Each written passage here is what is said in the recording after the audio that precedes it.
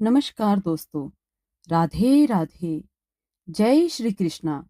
कहते हैं कि भगवान अपने भक्तों के लिए केवल मंदिर में विराजमान भगवान नहीं होते, बल्कि वे अपने भक्तों के सुख दुख में उनके सबसे निकट रहने वाले सखा बन जाते हैं।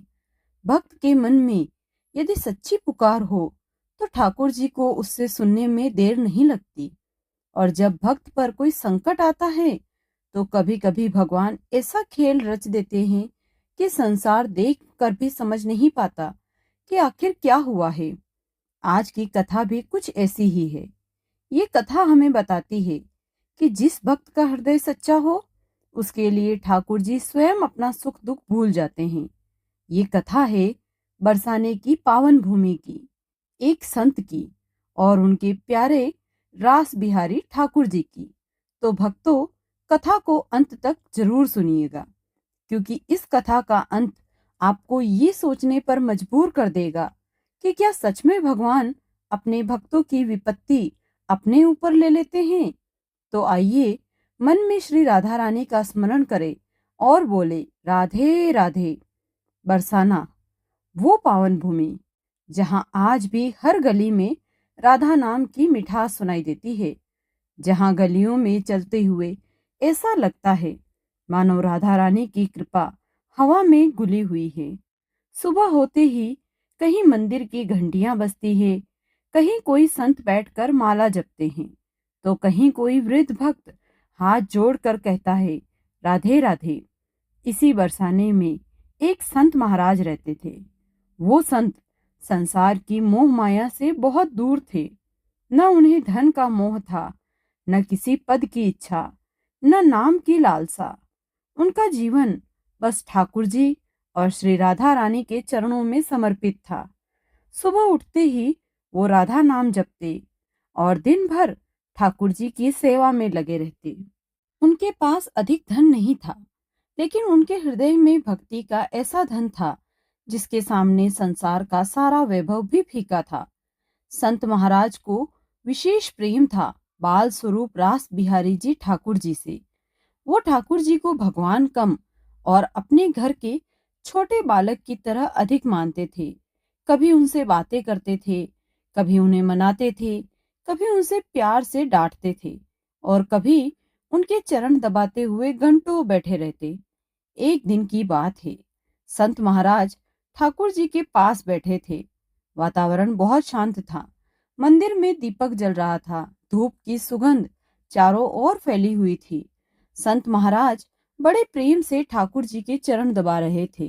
वो मन ही मन सोच रहे थे, लाल जी, आपके चरणों की सेवा मिल जाए तो जीवन सफल हो जाए। वो ठाकुर जी के चरण दबाते और कभी कभी उनके मुख को देखकर मुस्कुराते। लेकिन ठाकुर जी भी बड़े नटखट थे। आखिर वो रास बिहारी थे। उन्होंने अचानक अपने पैर के अंगूठे से संत महाराज की नाक को छू दिया। संत महाराज मुस्कुराए। फिर ठाकुर जी ने अपनी छोटी सी उंगली से उनकी नाक को दबाने की कोशिश की। संत महाराज बोले, अरे लाल जी, बहुत शरारती हो गए हो आज। लेकिन ठाकुर जी की बाल सुलभ लीला चलती रही। संत भी उस नटखटपन का आनंद लेने लगे। कुछ देर बाद संत महाराज के मन में अचानक एक विचार आया। उन्होंने ठाकुर जी की ओर देखा और बड़े सरल भाव से पूछा, लाल जी, एक बात बताओ। मानो ठाकुर जी से सचमुच उत्तर की प्रतीक्षा कर रहे हों। उन्होंने कहा, मेरा अंत कब होगा? मेरे प्राण कब निकलेंगे? ये मुझे बता दो लाल जी। संत ने ये प्रश्न किसी डर से नहीं पूछा था। उनके लिए मृत्यु भी ठाकुर जी की इच्छा थी। बस वो सहज भाव में पूछ बैठे। लेकिन कहते हैं ना भक्तों, भगवान के मुख से निकला शब्द कभी कभी लीला का रूप ले लेता है। ठाकुर जी तो बाल स्वरूप में थे। उन्होंने भी बाल सुलभ में सहजता में कह दिया, बाबा, कुछ दिन बाद एक दुर्घटना में तुम्हारे प्राण निकल जाएंगे। बस इतना सुनना था कि संत महाराज का चेहरा बदल गया। जो संत अभी तक मुस्कुरा रहे थे, उनकी आंखों में आंसू आ गए। उन्होंने ठाकुर जी को देखा और बोले, लाल जी, ये आपने क्या कह दिया? मैंने तो आपसे अपना अंत पूछा था, लेकिन आपने तो मेरे मन में डर बिठा दिया। मैं तो आपकी शरण में था। आप ही अगर ऐसा कहेंगे तो मैं किसके पास जाऊंगा? संत महाराज रोने लग गए।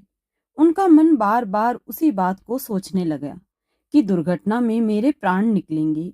ये विचार उनके हृदय को भीतर से बेचैन करने लगा। एक दिन बीता, फिर दूसरा दिन, फिर तीसरा दिन। संत महाराज का मन शांत नहीं हुआ। वो जहां जाते उन्हें वही बात याद आती। भोजन सामने आता तो मन नहीं लगता। माला हाथ में लेते तो ध्यान भटक जाता। आंखें बंद करते तो वही शब्द सुनाई देते कि दुर्घटना में तुम्हारे प्राण निकल जाएंगे। संत महाराज आखिरकार ठाकुर जी के सामने जाकर बैठ गए। उनकी आंखों से आंसू बहने लगे। उन्होंने कहा, लाल जी, मैं आपकी शरण में आया हूँ। आपने मेरे साथ ऐसा क्यों किया? मैंने तो कभी किसी का बुरा नहीं किया। फिर मेरे लिए ऐसी बात क्यों कही?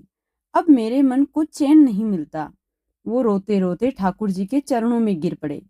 तभी जैसे ठाकुर जी अपने भक्त को सांत्वना देने लगे, मानो उनके बाल स्वरूप से करुणा झलकने लगी। ठाकुर जी ने जैसे कहा, बाबा, चिंता काहे को करते हो? तुम्हारे सारे कष्ट मैं हर लूंगा। तुम्हें किसी बात का भय नहीं होना चाहिए। तुम राधा राधा कहते हुए आनंद से विचरण करो। संत महाराज ने आंसुओं से भरी आंखों से ठाकुर जी की ओर देखा। तभी मानो ठाकुर जी ने अपने भक्त को आश्वासन दिया, मैं अपनी कही हुई बात वापस नहीं लेता। तुम्हारे ऊपर आने वाला संकट अब मेरे ऊपर आए, लेकिन तुम सुखी रहो। तुम सदैव राधा नाम का स्मरण करो। संत महाराज के हृदय को शांति मिल गई। उन्होंने ठाकुर जी के चरण पकड़ लिए। आंखों में आंसू बह रहे थे, लेकिन अब उनके आंसुओं में भय नहीं था, उनमें प्रेम था। उन्होंने कहा, लाल जी, अब मुझे कोई चिंता नहीं। जब आप मेरे साथ हैं तो मुझे किस बात का डर? और फिर संत महाराज पहले की तरह राधा नाम का जाप करने लगे। समय बीतता गया। संत महाराज को लगा कि ठाकुर जी ने उनकी चिंता दूर कर दी है। वो फिर से आनंद पूर्वक अपनी सेवा और भजन में लग गए। उधर एक दिन रास बिहारी ठाकुर जी का श्रृंगार हुआ। उस दिन ठाकुर जी के घर परिवार में एक विवाह का अवसर था। विवाह में सम्मिलित होने के लिए ठाकुर जी के स्वरूप को बरसाने से वृंदावन की ओर ले जाया जाना था। ठाकुर जी के स्वरूप को तैयार किया गया, फिर उन्हें वाहन से वृंदावन की ओर लाया गया। किसी को क्या पता था कि आगे क्या होने वाला है? किसी को अंदाजा ही नहीं था कि ये यात्रा एक ऐसी लीला का रूप लेने वाली है जिसे सुनकर लोगों की आंखें नम हो जाएगी। रास्ते में अचानक एक दुर्घटना हो गई। चारों ओर अफरा तफरी मच गई। जो लोग साथ थे वे घबरा गए। कुछ समय बाद जब ये समाचार बरसाने पहुंचा तो वहां शोक की लहर दौड़ गई। लोगों को पता चला कि जिस बालक के स्वरूप में रास बिहारी ठाकुर जी की सेवा की जाती थी, उस दुर्घटना में उनके प्राण चले गए। ये समाचार सुनते ही वो संत महाराज चकित रह गए। उनके हाथ से माला छूट गई। उनके मुख से शब्द निकलना बंद हो गए। कुछ समय तक वो बिल्कुल शांत बैठे रहे। फिर अचानक उनकी आंखों से आंसू बहने लगे। उन्होंने अपने ठाकुर जी की ओर देखा और रोते हुए बोले, लाल जी, अब मैं समझ गया। जो आपने कहा था वो मेरे लिए था, लेकिन आपने मेरी विपत्ति अपने ऊपर ले ली। संत महाराज फूट फूट कर रोने लगे।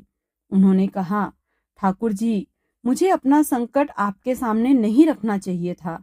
मेरी विपत्ति आपने अपने ऊपर ले ली। मैं तो आपका भक्त था, लेकिन आपने भक्त का दुख स्वयं सह लिया। वो बार बार ठाकुर जी के चरणों में गिरते। उनका हृदय पश्चाताप से भर गया। वो सोचने लगे, भगवान तो भक्त के कष्ट दूर करने के लिए आते हैं, लेकिन मेरे ठाकुर ने तो मेरे हिस्से का संकट ही अपने ऊपर ले लिया। ये सोचकर उनका हृदय टूट गया। उन्होंने अन्न जल का त्याग कर दिया। उनका मन संसार से पूरी तरह हट गया। अब वो बस श्री राधा रानी का नाम लेते, राधे राधे। हर सांस के साथ राधा नाम निकलता। समय बीतता गया। संत महाराज का शरीर कमजोर होता गया, लेकिन उनकी भक्ति और भी मजबूत होती गई। वो अपनी आंखें बंद करते और अपने सामने ठाकुर जी का बाल स्वरूप देखते। कभी लगता ठाकुर जी उनके पास बैठे हैं, कभी लगता वो फिर से उनके चरण दबा रहे हैं, कभी ठाकुर जी उनकी नाक अपनी उंगली से दबा रहे हैं। और संत महाराज मुस्कुरा कर कहते, लाल जी, आप तो बहुत शरारती हो गए हो। उनके चेहरे पर मुस्कान आ जाती। एक दिन संत महाराज ने हाथ जोड़कर कहा, हे श्री राधे, अब मुझे अपने चरणों में स्थान देना। मेरे ठाकुर का स्मरण करते करते ही मेरा जीवन बीता है। अब मेरी अंतिम सांस भी उनके नाम के साथ निकले। और फिर उनके मुख से निकला राधे, और फिर धीरे से राधे, और राधा नाम का स्मरण करते करते संत महाराज ने अपने प्राण त्याग दिए। भक्तों, ये कथा हमें भगवान और भक्त के बीच के उस प्रेम की याद दिलाती है जिसे शब्दों में समझना कठिन है।